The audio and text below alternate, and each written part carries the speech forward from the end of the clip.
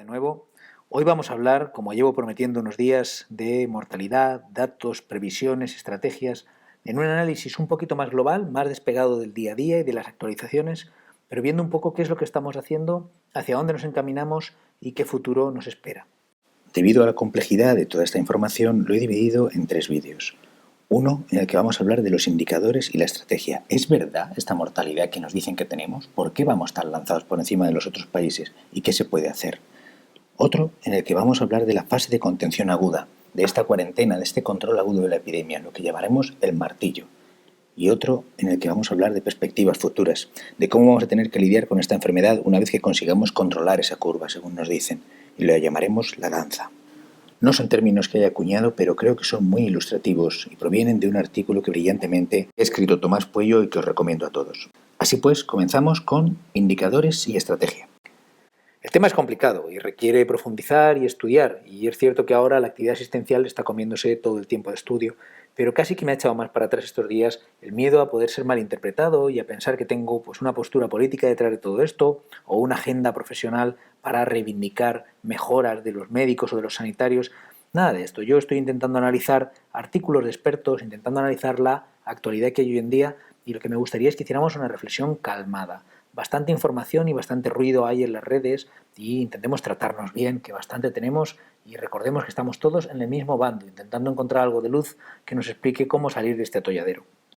Cada día nos bombardean con un montón de números y un montón de indicadores. Yo os voy a dar unas pistas para que sepáis cuáles son los más fiables y en los que nos tenemos que fijar si de verdad queremos saber cómo va esto. En primer lugar, no hagamos demasiado caso cuando nos hablen del número, del crecimiento o decrecimiento, del tiempo de doblado, lo que sea, de casos, ¿vale? Los casos no son demasiado fiables, y aunque tenemos algunas gráficas excelentes hablándonos de los casos, sabemos que somos de los países desarrollados que menos test están haciendo, sino también por número de habitantes, con lo cual podemos interpretar que el número de casos siempre va a ser falsamente bajo. Esta falta de test es la causante de que le hayamos perdido la pista a la enfermedad y de que tengamos una ratio de mortalidad demasiado elevada, ya que medimos solamente los casos graves. Por otro lado, podemos hablar del número, el crecimiento o el tiempo de doblado de fallecimientos. Es un dato más fiable, pero es un dato que podemos ver con cierto retraso. No sabemos exactamente cómo va la enfermedad, sino 15-20 días después de la misma. Viendo estos indicadores de fallecimiento, sabemos que todavía estamos en un crecimiento exponencial y doblamos el número cada 3 días. Otro ejemplo que ilustra que el número de casos no es lo mismo que medir la enfermedad nos lo muestra la tabla de hoy, donde vemos que Castilla-La Mancha y la Comunidad Valenciana tienen, por ejemplo, el mismo número de casos, sin embargo las hospitalizaciones en Castilla-La Mancha son del doble, igualmente los fallecidos son del doble. ¿Por qué? Porque en Castilla-La Mancha hay un grado de saturación tal que no están pudiendo hacer frente a todos los test y solamente se miden aquellos pacientes graves. Por lo cual, y aunque vayamos con retraso, es más fiable fiarnos de los números de fallecimientos. Estos días hemos estado escuchando que vamos a llegar al pico. ¿Pero al pico de qué? ¿Va a ser el número máximo de casos que tengamos? ¿Va a ser el número máximo de nuevos casos que tengamos por día? Es importante hacer esas diferencias. No es lo mismo el número de nuevos casos o nuevos fallecimientos por día que el número total de casos o el número total de fallecimientos. Es posible que lleguemos a un pico de número de nuevos casos por día próximamente. Pero si desplazamos la curva podremos ver que cuando llegamos al pico de nuevos casos, obviamente no hemos llegado al pico del número máximo de casos que vamos a tener. Y por otro lado, quizá hayáis oído hablar de la R, o la razón de contagiosidad. La R de este virus, a diferencia de la gripe, es mayor de 2, es de 3,8, de 3,6, de 3,5 según las series. Para simplificar, podríamos decir que una R mayor de 1 es que está creciendo, una R menor de 1 es que está decreciendo la epidemia, y una R de 2, de 3, de mayor de 3 es un crecimiento exponencial. Y una imagen ilustra qué es lo que ha pasado en China. Una fase en la que estaban creciendo, con una R claramente mayor de 1, una fase en la que se mantenían con una R en torno a 1 y una fase de descenso con una R menor de 1.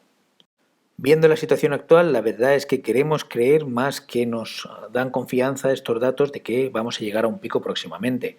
Y estamos sabiendo que hay una extensión ya por toda España del virus, y aunque claramente hay una afectación mayor en las zonas donde hay más viajes, más tránsitos, por esa afectación internacional, sí que vemos que hay zonas que están empezando a coger mucha densidad de coronavirus, como por ejemplo Castilla-La Mancha, Castilla y León, y hay que entender que la mortalidad y la logística no es lo mismo en una gran ciudad como Madrid, como Barcelona, que pueden habilitar un hospital de campaña, como en Valencia o en Castellón, que en las zonas de Castilla-La Mancha o las zonas de Castilla y León, zonas rurales donde estos medios no están disponibles. Y mirando la situación internacional nos vamos a detener brevemente. Es cierto que nuestra curva parece estar ralentizándose y ya no doblamos cada 2 días, pero existe una diferencia muy notable con el siguiente país, que es Italia, y que ya ha superado ampliamente en el número de fallecidos a China. Cuando vemos esta tabla hay que recordar que la escala es logarítmica y que aunque pueda parecer que en el mismo punto de la gráfica con Italia nos llevamos una pequeña diferencia, lo cierto es que es más del doble de casos fallecidos a la misma altura de la epidemia. ¿Cómo podríamos explicar esto? ¿Esto es real? Una posibilidad es que el inicio de la epidemia haya sido anterior, que se nos haya escapado la epidemia y realmente no estemos 10, 12 días, 7 días detrás de Italia, sino que estemos en un plazo bastante parecido al suyo. De hecho, hay que recordar que el primer fallecido por coronavirus en España fue del 13 de febrero, lo supimos a toro pasado porque se realizó una autopsia. Si el 13 de febrero había fallecido, probablemente a final de enero el virus ya estaba en España. Y de hecho algunos cálculos matemáticos orientan a pensar que probablemente el virus ya estaba en España de forma muy extendida antes de lo que pensábamos. Por otro lado, existen dudas con respecto a si en todos los países estamos definiendo el caso igual, o sea, el paciente que se ha fallecido con coronavirus o por coronavirus son definiciones que pueden cambiar entre los países, aunque en general dentro de Europa tenemos una definición bastante parecida. Podemos plantearnos igualmente que la epidemia esté corriendo más en España. Hay algunas personas que orientan a que podamos tener una base genética o a que haya una interrelación entre personas en Italia y en España mayor de la que hay en otros países. Pero también existe la posibilidad de que aunque nosotros lo que queremos es aplanar la curva, no lo estemos haciendo de forma exitosa y nuestra curva sea más alta y lo que estamos viendo es un crecimiento de la mortalidad y de los casos mucho más elevado, parecido a una curva aguda y no a una curva plana. Por último, nos podríamos plantear si es que nuestro sistema sanitario es peor que el de otros países. Pues bueno, es difícil de pensar eso cuando sabemos que tenemos un sistema sanitario muy sólido y muy potente estos últimos años, aunque sí que es verdad que en algunos indicadores, como el número de camas, justamente no estamos tan bien parados como algunos otros países como Alemania y Japón, que tenían una mortalidad baja. Hay muchas teorías que podrían explicar por qué estamos doblando el número de casos cada menos de 4 días de fallecidos, pero hay que recordar siempre que estamos hablando de mortalidad bruta, no de ratio de mortalidad, donde efectivamente tenemos unos números malos, tanto España como Italia, pero porque hacemos poco número de test. Hablamos de número de fallecidos bruto, donde vamos por delante de otros países de una forma muy evidente. Y probablemente sea una mezcla de todos estos factores y muchos otros que no conocemos a día de hoy. A la hora de modificar la evolución de una epidemia hay dos factores fundamentales. Uno es cuándo tomamos las medidas y sabemos que cuanto antes mejor y si no la curva se dispara. Y la otra es en qué medida nuestras decisiones cambian la epidemia, cuánto conseguimos disminuir la R. Todo lo que baje la R por debajo de 1 disminuirá la epidemia rápidamente y todo lo que la mantenga por encima de 1 la ralentizará pero no conseguirá anularla. Ayudándome de este modelo matemático y características de esta epidemia en concreto, he hecho varias simulaciones para explicar la diferencia entre las diferentes estrategias con las que podemos abordar esta epidemia.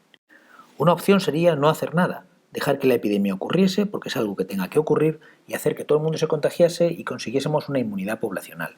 Bueno, esto podría parecer interesante a nivel estadista, inhumano, sin contar con el número de fallecimientos, pero esto llevaría a que en 3 meses pudiera haber en España en torno a 500.000 de muertos. Y obviamente ningún político ni ningún decisor se va a quedar sin hacer nada. Esta opción la descartamos, pero nos sirve para ver la epidemia y la amenaza a la que nos enfrentamos.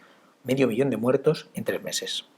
Otra opción sería coger la calle de en medio, hacer el camino de la mitigación, que se llama. En Reino Unido lo intentaron hacer, aislando solamente a la gente mayor de 70 años e impidiendo solamente las concentraciones a partir de determinado número de personas. ¿Cuál es el problema? El problema es que seguimos moviéndonos con unas mortalidades muy elevadas y en este caso la cosa iría más despacio, pero no conseguiríamos frenar la epidemia y no llegaríamos al 500.000 de fallecidos en 3 meses, pero siguen siendo unas cifras abrumadoras del estilo de 336.000 muertos. Y finalmente está la estrategia de supresión, que es intentar cortar este crecimiento de la epidemia. Y lo que permite es que funcione. Realmente lo que vemos con la epidemia de supresión es que bajan muchísimo los fallecimientos y aunque es un número todavía muy elevado, empieza a ser un reto al que nos podemos enfrentar con nuestra capacidad sanitaria y con nuestros medios. Parece claro, pues, que la supresión es el camino. En un estudio de una institución importante británica se apuntaba que quizá esta estrategia pudiera ser equivocada porque en realidad estamos deteniendo la actividad de un país durante mucho tiempo con todo el daño económico y estructural que puede causar para simplemente posponer el cuadro unos meses. El problema es que estos meses son tremendamente importantes. Hay que tener en cuenta que no es que estemos retrasando lo inevitable, sino que estamos ganando tiempo para fabricar más respiradores, para fabricar más mascarillas y más protecciones, para conseguir tiempo para estudiar los tratamientos e investigar nuevos tratamientos, para que los médicos aumenten su conocimiento y para que los políticos aumenten su conocimiento también sobre el efecto y el coste que tienen diferentes medidas de gestión de esta crisis. Con lo cual, quizá estemos retrasando lo inevitable, pero desde luego estamos ganando tiempo para estar en mejor condición para hacerle frente.